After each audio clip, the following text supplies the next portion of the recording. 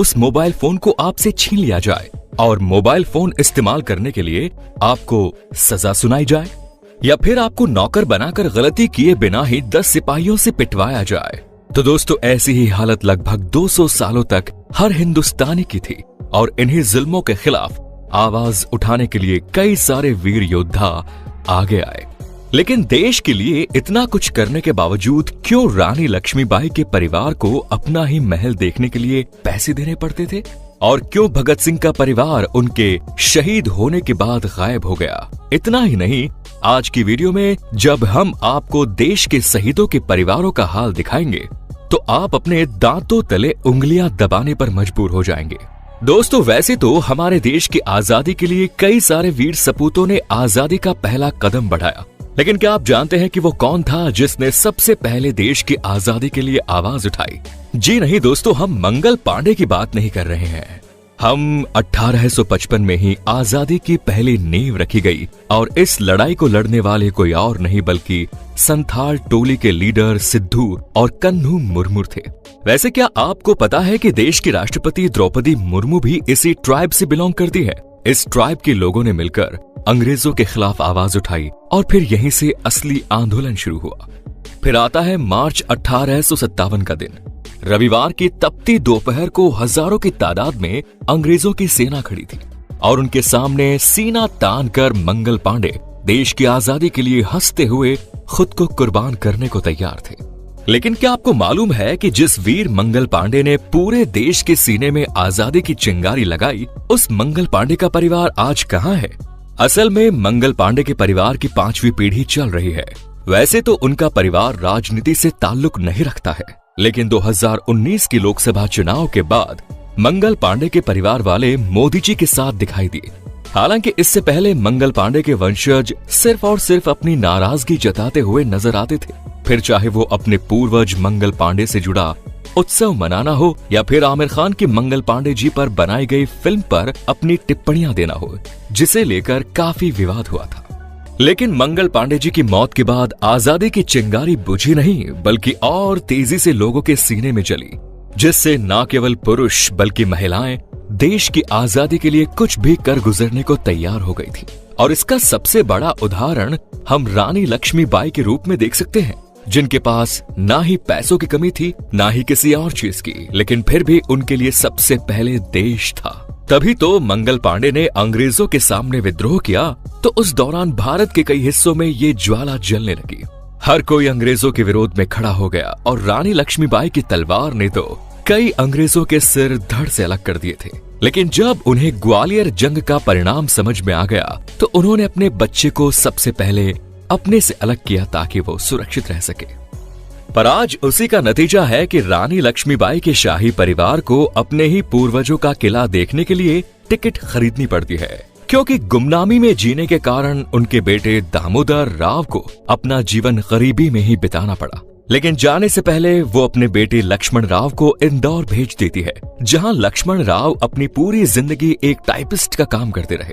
और फिर तब से लेकर साल 2011 तक रानी लक्ष्मीबाई के वंशज इंदौर में ही बसे रहे। लेकिन फिर काम की तलाश में इन्हें नागपुर की तरफ रुख करना पड़ा और इस वक्त लक्ष्मीबाई के परिवार में अरुण राव झांसी वाले और उनके बेटे योगेश अरुण राव झांसी वाले एक साधारण जिंदगी जी रहे हैं। अब आप सोच लीजिए कि अगर अंग्रेज न होते तो ये लोग एक साधारण जिंदगी ना जीते, बल्कि इनके पास करोड़ों का खजाना होता, बड़े बड़े महल होते और ये शाही जिंदगी जीते। वैसे दोस्तों, हर स्वतंत्रता सेनानी के परिवार का हाल बेहाल नहीं है, बल्कि कुछ ऐसे भी हैं जिनका परिवार आज राजनीति से जुड़ा है। हम बात कर रहे हैं लोकमान्य बाल गंगाधर तिलक की, जिन्होंने 1881 में अंग्रेजों की नाइंसाफी को लोगों के अंदर जागरूक करने के लिए, उनके मन में आजादी की आग पैदा करने के लिए इन्होंने केसरी और मराठा जैसे न्यूज़पेपर्स का निर्माण किया और फिर ये कांग्रेस में भी शामिल हुए। लेकिन लोकमान्य तिलक आजादी के विचारों से जितना ही देश को जागरूक कर रहे थे, उतना ही उनके अंदर धार्मिक विचार भी मौजूद थे। ऐसे में जाहिर सी बात है कि ऐसी राजनीतिक धारणा रखने वाली लोकमान्य तिलक का परिवार भला कैसे पॉलिटिक्स में पीछे रह सकता था। जहां सबसे पहले अगर हम लोकमान्य तिलक के बेटे श्रीधर तिलक और उनके परिवारों की बात करें, तो जहां राजकरण में उनके पोते की पत्नी मुक्ता तिलक गई, वहीं दूसरी तरफ श्रीधर तिलक के दूसरे बेटे जयंतराव तिलक ने राजकरण के साथ साथ केसरी न्यूज़पेपर को भी संभाला। लेकिन अगर हम इस वक्त की बात करें तो परिवार के दोनों जवान बेटे रोहित तिलक और कुणाल तिलक राजनीति का चेहरा बनने के लिए पूरी तरह से तैयार है। बस अफसोस इस बात का है कि इतने बड़े स्वतंत्रता सेनानी के वंशज उनके नाम के साथ इंसाफ नहीं कर पाए। तभी तो कुणाल तिलक बीजेपी के यूथ लीडर के साथ साथ ऑनलाइन अखबार भी चलाते हैं। वैसे दोस्तों, तिलक परिवार की कंट्रोवर्सी तो काफी छोटी मोटी है।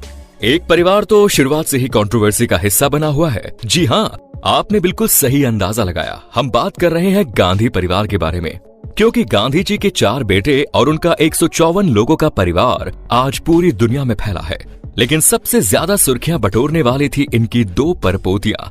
जहां मेधा गांधी एक स्टाइल आइकन बन चुकी है, तो वहीं दूसरी आशीष लता राम गोविंद फ्रॉड केस में सलाखों के पीछे है। हालांकि गांधी परिवार के एक वंशज हैं जो पॉलिटिक्स से अभी भी नाता रखते हैं। ये कोई और नहीं बल्कि महात्मा गांधी के परपोते तुषार गांधी है, जिन्होंने न केवल हे राम फिल्म में काम किया, बल्कि आज अपने पूर्वजों के नक्शे कदमों पर चल के इन्होंने राहुल गांधी की भारत जोड़ो यात्रा में भी अपना कदम रखा। वैसे उसी दौरान हुआ काकोरी कांड, जिसके पीछे के मास्टरमाइंड राम प्रसाद बिस्मिल, अशरफुल्ला खान, राजेंद्र लहरी और चंद्रशेखर आजाद थे, जिन्हें अपने देश से इतना प्यार था कि उन्होंने अपने नाम में ही आजाद लिख दिया। और अंग्रेजों के हाथों ना मरने की कसम खाने वाले चंद्रशेखर ने खुद को ही गोली मारकर वीरगति को प्राप्त हो गए। क्या आप अंदाजा लगा सकते हैं कि इनका परिवार इस वक्त क्या करता होगा? आप ये जानकर काफी हैरान रह जाएंगे कि चंद्रशेखर आजाद थे, वैसा ही उनका वंशज अमित आजाद भी है। ये एक ऐसे इंसान है जो भारत के नौजवानों को प्रोत्साहन देना चाहते हैं। इतना ही नहीं, शहीदों की प्रतिमा को पूरे देश में मान सम्मान मिले, इसकी लड़ाई भी ये सालों से लड़ते चले आ रहे हैं। दोस्तों, जहां एक तरफ चंद्रशेखर आजाद है और उनके साथियों का विद्रोह चल रहा था, वहीं दूसरी तरफ भगत सिंह पूरे जुनून में थे। और इस जुनून का कारण था लाला लाजपत राय की हत्या, जिसके बाद कई पराक्रम कर चुके भगत सिंह को भी हंसते हंसते सूली पर चढ़ना पड़ा। पर अब अगर हम भगत सिंह के परिवार की बात करें तो दोस्तों, उस वक्त भगत सिंह के परिवार के बारे में सब जानते थे, लेकिन इस वक्त वो कहाँ है, ये तो भारत की सरकार भी नहीं जानती। लेकिन फिर आते हैं मनोज कुमार, जिन्होंने भगत सिंह के परिवार वालों को ढूंढ कर निकाला। असल में जब मनोज कुमार की फिल्म शहीद की शूटिंग चल रही थी, तब उस दौरान मनोज कुमार भगत सिंह की मां से मिले। ये बात राजनीति के गलियारों तक पहुंची और उस वक्त के प्रधानमंत्री लाल बहादुर शास्त्री भी हैरान रह गए। फिर उन्होंने भगत सिंह के पूरे परिवार के लिए मदद का हाथ आगे बढ़ाया, लेकिन उनके मन में भारत की सरकार और यहाँ के नियम कानूनों को लेकर अच्छी भावनाएं नहीं है। तो दोस्तों, ये था आज का वीडियो। कैसा लगा कमेंट्स करें, लाइक करें, सब्सक्राइब करें। धन्यवाद।